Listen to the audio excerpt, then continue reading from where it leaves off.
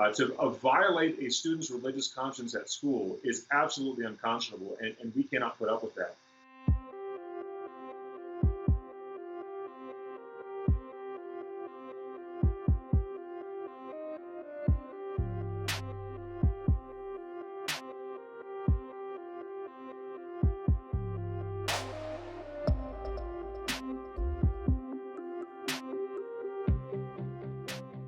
Well, I was caught off guard, and he told me that we were going to read a poem, but I didn't know what was going to be in the poem before he started reading it aloud to the class.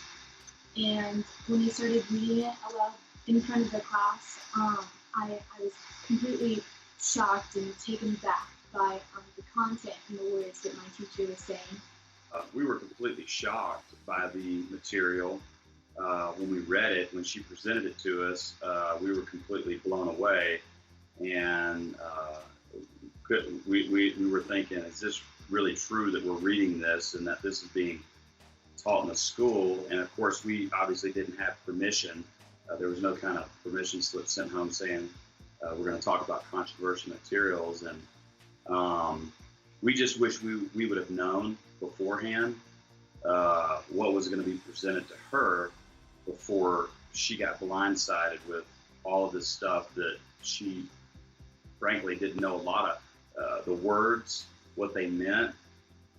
So we were just really taken back by all that, and we just wish we would have been aware of it prior, so we would have the opportunity to opt her out of the class or give her alternate material.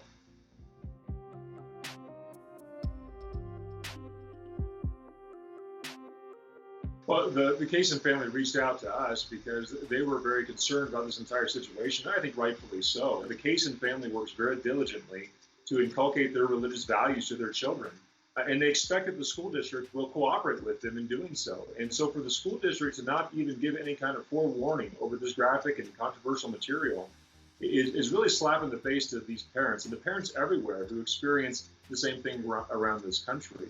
It's not necessary, and it's not good. And especially in this day and age of Me Too and Harvey Weinstein, to be forcing teenage girls to be listening to and writing down and reading just absolutely lewd and vulgar words from a person, an authority figure in her life, that is absolutely wrong. And I hope the school district will end this practice and at least give the forewarning that their policies require to the families before that controversial material is taught. You know, at First Liberty Institute, we see this kind of thing around the country all the time, whether it's graphic material like this or controversial political material that's in the public schools. And we have the same message everywhere we go. Work with the parents. Cooperate with your parents. Most schools have a policy to require that if you're going to teach controversial materials, you get the buy-in of the families that you serve in that local community. That means you've got to talk to mom and dad first and make sure you secure the permission to teach on that controversial materials.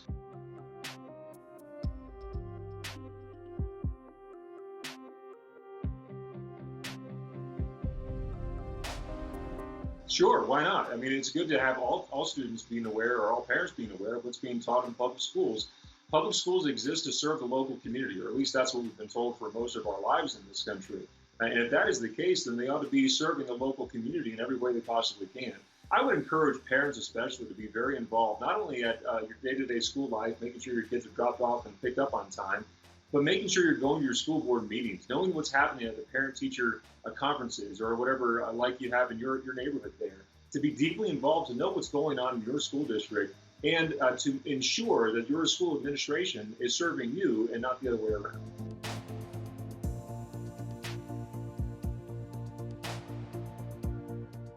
It wasn't fair to me to have to listen and go through this completely off guard, and I don't think it was fair to the other students as well. And I just wish I would have had to stay, or I wish I would have had the chance, to not sit through that. If we're going to have that premise, at the very least, that requires some cooperation with parents and with the schools at the same time. The school district can teach controversial materials, and I don't think the Cason family actually disagrees with that. But what we disagree with here is they're doing so without even the parents knowing about it.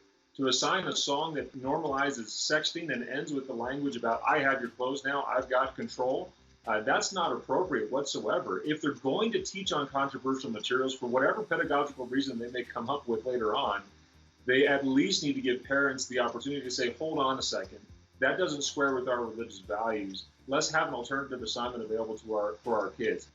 Common sense would just tell you this. You can't present this type of controversy, in my opinion, this kind of controversial material in the public school.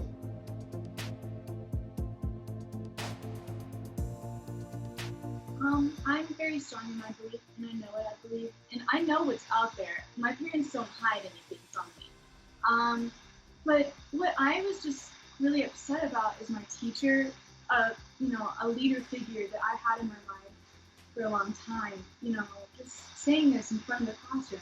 I was extremely uncomfortable and taken back by that, and I wish that I would have gotten some sort of warning